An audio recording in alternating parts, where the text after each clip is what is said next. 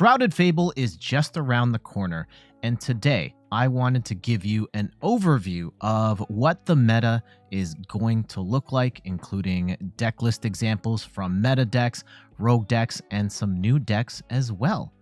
I'm Jeff from inthirdperson.com.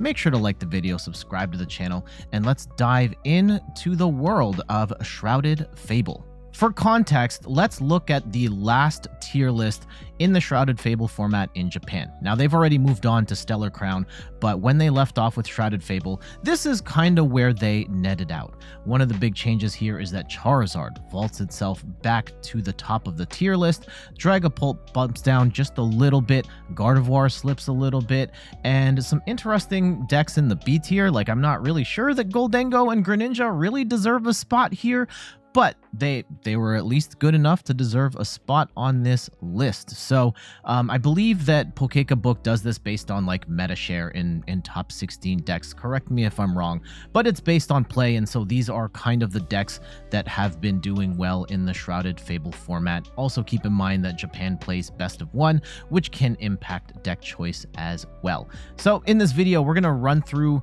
the meta decks in order, then I'm going to cover some of the new decks, and then some other decks that are not here that are in our current format. Something like, hey, you're wondering like where Miraidon is. Don't worry, I got you on this. We're going to start with Charizard EX, which returns to its throne. And the big difference in Charizard in the new format is the inclusion of the new Duskull, Dusclops, Dusknoir line.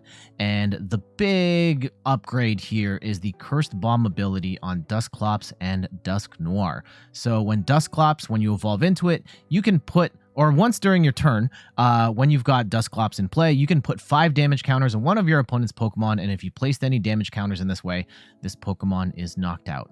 Now you're coughing up a prize, but that's not necessarily a bad thing, in particular for Charizard, where Charizard gets a plus 30 damage boost each time one of your Pokemon gets knocked out. So you are doing you're doing an extra 30 damage when you drop this Pokemon, and then you're also adding 5 damage counters. So all of a sudden, you are swinging much higher earlier in the game with Charizard, which really makes Charizard an absolute nightmare. And things get even crazier if you can get Dusknoir in play, where once during your turn, you can put 13 damage counters on one of your opponent's Pokemon. And yes, it gets knocked out in the process, but 13 damage counters is incredible. And you combine that with another 30 damage that Charizard's going to be swinging for, and Charizard becomes absolutely nuts. An optional tech that is in this example Charizard list that I found, shoutouts to Book for all of these deck list examples, is Fezandipiti EX. You're not really going to be attacking with this for the most part. I mean, Cruel Arrow for 100 damage to one of your opponent's Pokemon is not the worst, but really we're using it for the ability. Take advantage. Once during your turn, if any of your Pokemon were knocked out during your opponent's last turn, you can draw 3 cards. So they've taken out the Bibarel line and put in Fezandipiti. Not everyone is going to be okay with that, and that's fine. But Fezandipiti gives you a little bit of flexibility in the sense that it's a basic Pokemon. You don't have to evolve up, and you get a burst of 3 cards each time one of your Pokemon was knocked out. And also you're not limited. Well, if you have a 5-card hand with Bibarel, you can't draw any more cards. But with Fezandipiti, you can just draw 3 cards each time one of your Pokemon was knocked out. You may feel more comfortable with the Bibarel. You might like the Fezandipiti, but just showing this is an example. And this card's going to come up a lot in this video because a lot of decks will benefit from Fezandipiti in it. When we last left off with Dragapult, there were a lot of different ways to play it, and players hadn't really figured out what the best way to play Dragapult is. I think we're still going to be in that, trying to figure it out, but there are a number of good ways to play Dragapult, and we'll look at all of them here, starting off with Dragapult and Pidgeot. We once again see that Fezandipiti card here for a little extra draw power. No Bibarel in this. We do see the Dusclops and the Dusknoir for a little bit of extra damage spread, which goes really nicely with the damage counters you drop with Dragapult's Phantom Dive attack. And then one new card we see here that we're going to see in a bunch of decks is the Nightly Stretcher card. By the way, if the actual cards have different translations, that's because these are from Pokemon Proxies, who did the translations before we saw the official English translation. So the names might be a little different once you get the actual cards, but you'll know what this is. So Nightly Stretcher, you get to put a Pokemon or basic energy card from your discard pile into your hand, and this can help you grab whether you need the Dragapult back or energy, because this deck runs very little energy and you might need to scoop something back up. Just a really useful card in general. Dragapult with Xatu is another way to play Dragapult, and this one is largely the same. There's one additional tech. I don't think this is going to be a staple in Dragapult Xatu, but in the corner down here, we see Xerosic's Machinations, and this card is a very a disruptive card to your opponent, where your opponent discards the cards from their hand until they have 3 cards in their hand. Now, the trade-off here is that they can still keep 3 cards that they want, and that might be the cards that help them win the game, but forcing your opponent down to 3 cards can be incredibly annoying, especially if they need a lot of cards on their following turn. So this is going to be a great card for control decks. It does appear in this particular Dragapult list. I don't hate it in this list, but it is one of the new cards coming out in Shrouded Fable. Dragapult Lost Zone is pretty much the same. The only differences here, we do see a Monkey Dory in here to squeeze out a little extra damage, as well as the new Pheasantipede EX to draw a couple more cards. We also see a Night Stretcher here as well to recover Pokemon or basic energy. Towards the end of Twilight Masquerade, we saw a number of players finding success with Dragapult alongside Charizard, and that seems to be an archetype that can continue to be played in the Shrouded Fable format. The only real difference here is the inclusion of Pheasantipede EX. Regidrago V-Star gets a couple of new dragon Pokemon to copy or just use straight up. The new Kyurem card has the anti-plasma ability, where if your opponent has a card with Colress in its name in their discard pile, this attack of this Pokemon's Trifrost is only 1 colorless energy. It's an insane attack for 2 water, 2 metal, and a colorless. You get to discard all energy off of this Pokemon and do 110 damage to 3 of your opponent's Pokemon. So clearly this is a Lost Box counter, and you can blow up just like 2 Comfeys and a Cramorant or some crazy combination like that. Now, if they play Manaphy, it's going to nullify that, so that's going to be a problem, but it's a very cool tech to have in your Regidrago deck. And you could even use Regidrago to copy the Kyurem attack, and you probably don't want to do that most of the time, but let's say you've used Kyurem the first time, took out 3 prizes, and they follow up with a knockout, then Regidrago could copy it for a second time, and you could win the game taking 6 prizes in 2 attacks. Another cool new attack option in Regidrago is Haxorus. It's got the Axe Down attack, where if your opponent's active Pokemon has any special energy attached, it is knocked out. Now, the card that makes me think of this the most, like Lugia, that deck, and most of the time your opponent's Pokemon are, if you're fighting against Cinccino, it doesn't really matter, but if you're up against something like an Iron Hands with that legacy energy, or like a Charizard with mist energy by chance, if they're trying to protect against Devolution, you can just instantly knock them out, which is awesome. We also see, once again, Pheasantipede EX for a little extra draw power. Again, we're going to see this card a lot. Raging Bolt EX is largely the same. However, in this particular example, we do see Cornerstone Mask Ogerpon sneak back into the deck. With Charizard being as popular as it is, Cornerstone Mask Ogerpon becomes a little more important, as it can wall off attacks from Pokemon with abilities, which is basically the entirety of the Charizard deck. And then we see Pheasantipede EX added here as a draw engine for the deck. Night Stretcher also appears here to grab a Pokemon back or an energy back, giving you a little more recovery here as well. I'm not sure every Raging Bolt deck is going to play this, but I don't mind this as an inclusion in the deck. This is our first deck that actually has no real changes in Shrouded Fable. Gardevoir EX continues to be strong, but it doesn't really see any benefits from the new cards. However, it does get hurt by some of the new additions. In particular, the Dusk Noir line can wreak havoc on Gardevoir EX, which I think is why Gardevoir slips in the tier list a little bit. Though I do imagine Gardevoir is probably still going to be very strong in this new format. Lugia V-Star is largely the same. The only major inclusions here are, again, Pheasantipity EX to draw some more cards. We do see Night Stretcher to recover Pokemon or basic energy. In this example, since Lugia is running entirely special energy, we're going to be using it to recover Pokemon. I do notice that they only run 2 Chinchino in this list, so it could be a way of getting that Chinchino back without having to clog your deck and giving you a little more versatility as well, because you might want to recover like Iron Hands or Ursaluna or Luminion, for example. So yeah, some interesting inclusions here. Nothing too crazy, but Lugia still seems like it's going to be strong. Chien-Pao EX is largely the same. The only real inclusion here is Pheasantipity EX again to help draw cards on top of Beebril, but it's a really nice combo though, because Beebril can draw up to 5, and then Pheasantipity can draw you another 3 to get up to 8. And we also see a Night Stretcher here to get an extra or get Pokemon or basic energy back.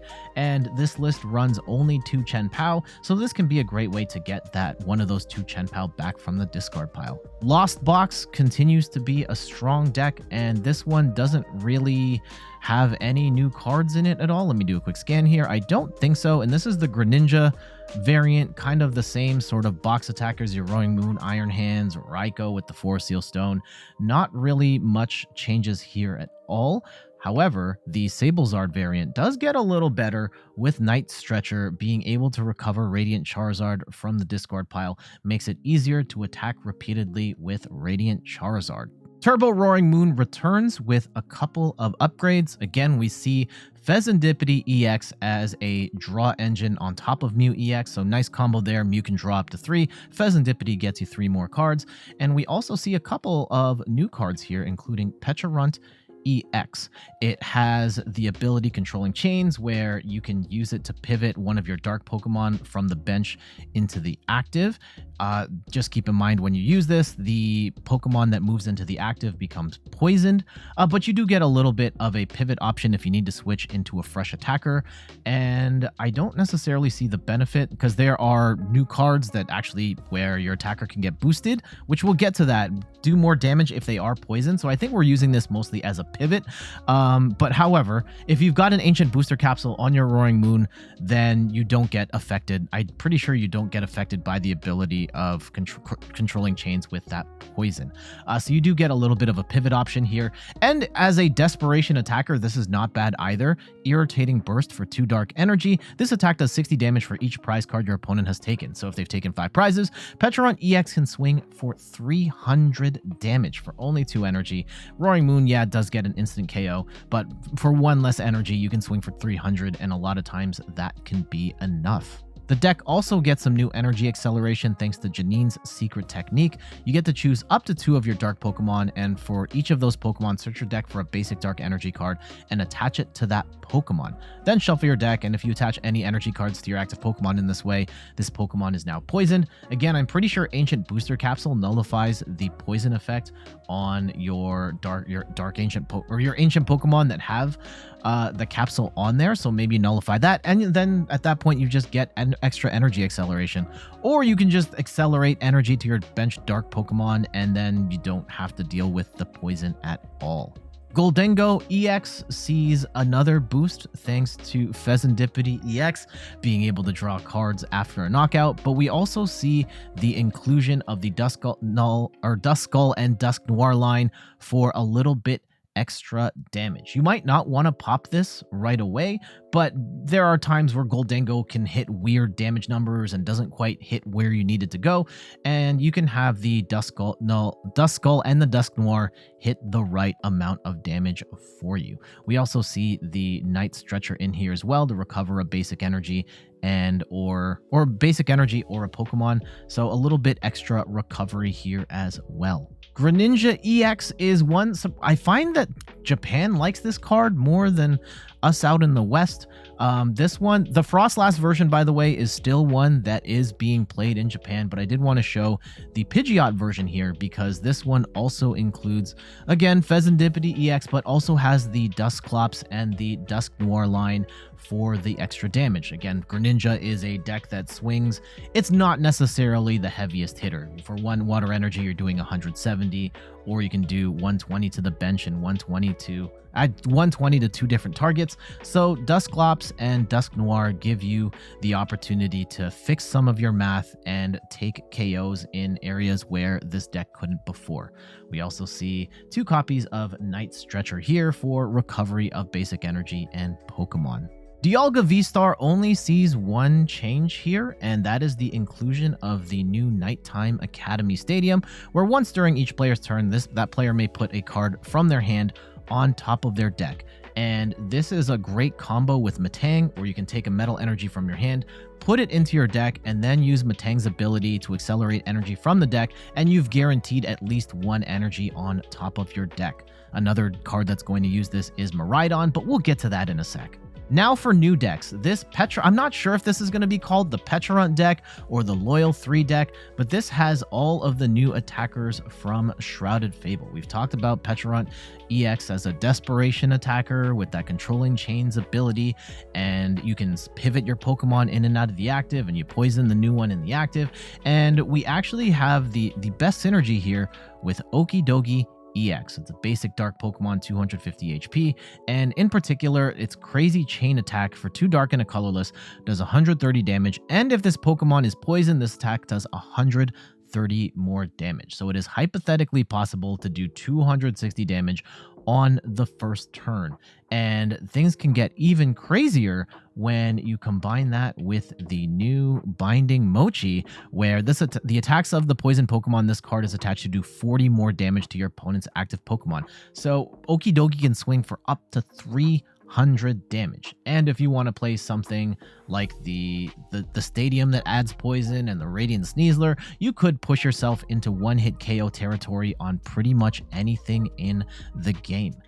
So really interesting combo there with Okidogi. We also have Munkidori EX, where it's a basic with only 210 HP, but it does have the ability Skip a Beat, where if this Pokemon is knocked out by damage from an attack from your opponent's Pokemon, if you have Pecharunt EX in play, your opponent takes 1 fewer prize. So you've got a attacker that has the HP of a 2-prize Pokemon. Its attack Dirty Headbutt is not bad, 190 for 2 dark and a colorless, but you can't use Dirty Headbutt on the following turn. It's okay, but the fact that you're only dropping 1 prize and it might take your opponent 2 swings at Munkidori EX to knock it out does make it a interesting attack option. Vesindipity EX, once again, it's here to draw cards, but you can theoretically attack with that Cruel Arrow as well for 100 damage snipe. Janine's Secret Technique is even more potent in this deck, being able to accelerate 2 dark energy to your Pokemon while also adding poison to your active Pokemon. Combine that with the Binding Mochi and your Pokemon are swinging for even more damage. And yeah, I said it like I was going to add one more thing. I actually don't have another thing. This particular archetype hasn't cracked the tier list. I have seen a couple options. I'm not sure this is going to be particularly strong, but it is one of the new archetypes in the game, and it's one that's actually free in Pokemon TCG Live. At the moment, like, I know the actual deck list is out right now.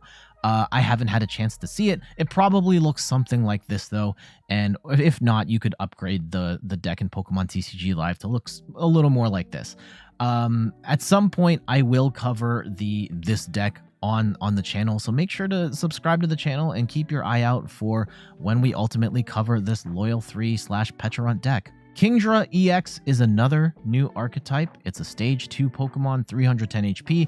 It's got the attack King's Order for 1 water energy, where you get to put up to 3 Pokemon from your discard pile onto your bench, and it's just any water Pokemon. So you don't have to evolve up to Baxcalibur. You can just get Baxcalibur on the bench, or get Palkia, get Greninja, whatever you want. Another Kingdra, sure. The trade-off here, though, is that it ends your turn, and then one of your Pokemon can get hit on the following turn, so I don't really know how effective that is, but it is an intriguing proposition. We also have the Hydro Pump attack for 2 colorless energy, does 50 damage, and it does 50 more damage for each water energy attached to this Pokemon. It's kind of cool that you don't have to discard the energy in order to attack. It's not as efficient of an attacker as Chien-Pao, but being able to hold onto the energy does mean you're not necessarily trying to scrounge your deck for energy recovery cards all the time. So in that sense, it could be more efficient, but I do think Chen Pao is probably going to be still the better of the two decks, but I'm interested to try this out. And in case you're wondering, the other Kingdra that is seen in this deck is one from Lost Origin. It has the ability Seething Currents, where once during your turn, you may have either player shuffle their hand and put it to the bottom of their deck, and if the player puts any cards at the bottom of their deck in this way, they draw 4 cards. This definitely seems like a card you will want to use the Kingdra attack to summon into the bench, so that you just have pretty much a free Marnie in this way. And it could be for your opponent, it could be for you if you need a little bit of a refresh on your hand. United Wings sees a boost thanks to the new Dartrix card, where it gives you a stage 1 Pokemon that you can attack with. It's got the United Wings attack, so you're doing 20 damage for each Pokemon in your discard pile that has United Wings. It gives you an opportunity to one-hit KO Charizard, which was one of the big issues that this deck had, where it just didn't have the firepower to take out Charizard. And now that you've got this Dartrix as an attacker, you do have that option, though there are going to be players that don't put in the Rowlet in their deck to attack that way. You might just want the Dartrix in there just to have more United Wings cards in your discard pile, so that you are doing more damage with your other attackers, whether it's the Watchful or the Murkrow or even the Ditto. And again, we see the Pheasantipity in here to draw more cards, and actually another peek of Kyurem here to help things in the Lost Box matchup, which is one of the bad matchups for United Wings. Miraidon EX is largely the same. 2 of the big changes, though. Once again, we see Pheasantipity EX to help draw more cards after KOs. And again, we see the Nighttime Academy Stadium, where once during your turn, you can put a card from your hand to the top of your deck. This combines really well with Electric Generator, so that you can guarantee at least 1 energy to hit. Arceus Giratina kind of fell off in Twilight Masquerade, but it might make a comeback in the Shrouded Fable format, with the popularity of Charizard on the rise once again. And the only real change here is the inclusion of Pheasantipity EX to draw more cards after a knockout, and we see Night Stretcher in here as well to recover Pokemon or basic energy. Iron Thorns EX is one of my favorite rogue decks to come out of the not the Shrouded Fable format, the Twilight Masquerade format. And it does see a little bit of a boost here thanks to Colress's Tenacity. You get to search your deck for a Stadium card and an Energy card, reveal them and put them into your hand, then shuffle your deck, and this lets you get that Lost City, and in particular finding either the Lightning Energy or the Double Turbos, making it easier to power up. I love playing this deck, but finding the right energy at the right time can be really annoying, and Colress fixes that thanks to its ability to find any energy, basic or special, and a Stadium as well. Now keep in mind, this does make you open to a Kyurem attack, though it doesn't really matter in this matchup because you are a big bulky Pokemon. They're not knocking you out, they're just doing chip damage to potentially 3 of your Iron Thorns, so you don't necessarily get hurt by the Kyurem as much. Blissey EX sees a bit of a boost thanks to a couple of new cards in Shrouded Fable, including the new Blood Moon Ursaluna. It has the ability Rule of Thumb, where once during a turn, when you play this Pokemon from your hand to your bench, you may attach up to 2 basic fighting energy cards from your hand to this Pokemon. And you could use it as an attacker. It's not bad. For 2 fighting energy and a colorless, Mad Mud Bite does 100 damage, and this attack does 30 more damage for each counter on your opponent's active Pokemon. So this is potentially a one-hit KO option if they've got damage already on there, but you can combine this with Blissey EX's the ability where you get to move basic energy and help power up a Blissey so that it can attack. We also have Power Hourglass, where at the end of your turn, if the Pokemon this card is attached to is in the active spot, you may attach 1 basic energy card from your discard pile to that Pokemon. Now, you're probably going to want to put this on a Blissey EX. Blissey has 300 HP and will probably tank most hits coming its way, so you get an extra energy that you can then move. I believe the ability is called Happy Transfer. Move that energy off of that Blissey to another Pokemon on your bench and keep the energy rolling that way. I will admit, we didn't cover Blissey EX in the Twilight Masquerade format. I thought it was really bad. We tried it on stream. I lost every game, and one of the big issues I had with it was maintaining energy on the board. And the combination of Blood Moon Ursaluna plus this Power Hourglass might make Blissey more playable. Arbok EX is certainly not meta right now, and it probably won't be meta going forward, but there are some cool combinations happening in this deck. Arbok EX has the attack Menacing Fangs, where for 3 dark energy, it does 150 damage, and your opponent discards 2 cards from their hand. So if you can combo that with Unfair Stamp, you can do 150 damage and then leave them with no cards in hand. And on top of that, we also see Xerosic's Machinations in the deck, where you can force your opponent down to 3 cards and then use the Arbok attack to cut 2 of those out so that they're stuck with 1 card. I'm not sure this is going to be enough to win games, but we also see the Duskull and Dusk Noir in there as well, giving you an opportunity to fix some of the math that Arbok is leaving behind. So this could be more interesting to play. We also see Janine's Secret Technique here with the Binding Mochi, so we do have some extra energy acceleration and some extra damage with the Binding Mochi, which does make the deck more playable than it was before. And there we go. That is a look at the Shrouded Fable format. I hope you found this helpful. I don't necessarily know if I found the perfect lists for all of these decks. I just found ones that Pokeka Book showed that had a bunch of new cards that were incorporated into the decks, and I picked the ones that I thought looked particularly strong. But again, feel free to modify these decks in any way that you want. And I'm sure that players outside of Japan are going to be tinkering with these archetypes and finding new ways to play them. So as I always say, this is just a point of reference among many different points of reference. So use this knowledge to help you ultimately decide how you want to build any of these decks. But for now, I got to get going. Thank you so much for watching. You can find me on all the things: YouTube, TikTok, Twitter, and Instagram at InThirdPerson. You can find me on Twitch at InThirdPerson, where I stream the Pokemon trading card game every Sunday at 10 a.m. Eastern Time.